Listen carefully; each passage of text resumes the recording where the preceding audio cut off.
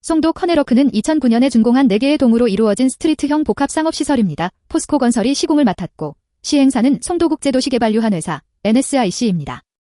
NSIC는 센트럴파크, 체드윅국제학교, 커네러크, 잭니클라우스 골프클럽, 아파트 단지를 조성하는 등 송도를 개발하고 국내외에 알리는 데 이바지했습니다.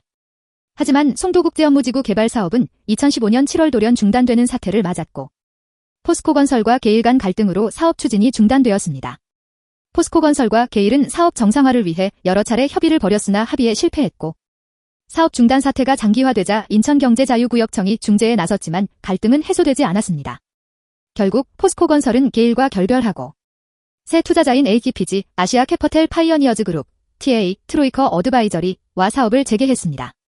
다시 커네러크 문제로 돌아보자면 NSIC는 2012년 이랜드 리테일과 임대차 계약을 맺어 상가 350호실 가운데 260호실을 임대해 주었고 이랜드 리테일은 이 상가를 임차인들에게 다시 전전대로 임대를 내줬습니다.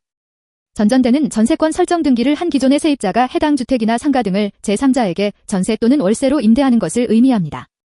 이랜드 리테일은 2023년 4월까지 커네러크에서 매장을 운영할 계획이었지만 매출 부진으로 2019년 조기 철수했습니다. 적정 임대료 세팅 등의 문제점들이 있었으며 수수료 매장들의 실제 매출 또한 예상치에 큰 차이로 미치지 못한 것으로 분석됩니다. 철수 후 공실률은 70%까지 치솟았으며 NSIC 측은 지난 23일 이랜드 리테일과의 계약 기간이 종료되자 상가 임대료를 150에서 300%까지 올렸습니다.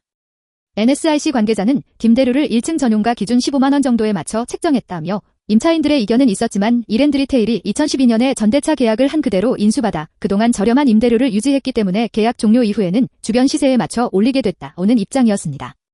상가임대차보호법에 따르면 임대인이 증액을 요구하는 경우에는 청구 당시의 차임 또는 보증금의 5% 범위 내에서만 증액할 수 있지만 기존 임차인들은 적용받을 수 없었습니다.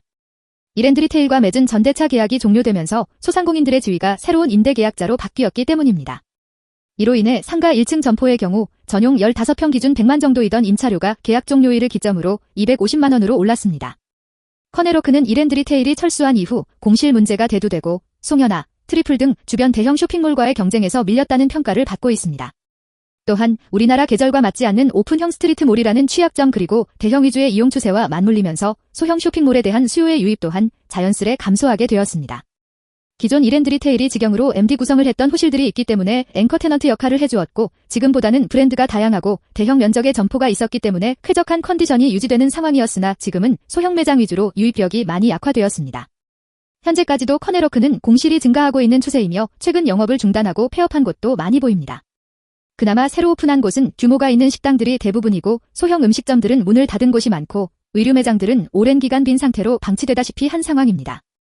경쟁력을 잃고 공실이 쏟아지는 상황인데도 임대료까지 급격히 오르자 남은 상인들마저도 떠날 채비를 서두르고 있습니다. 상권이 활발해서 양수도가 진행되는 것이 아니라 단순 폐업인 형태여서 안타까운 상황이 계속되는 실정입니다.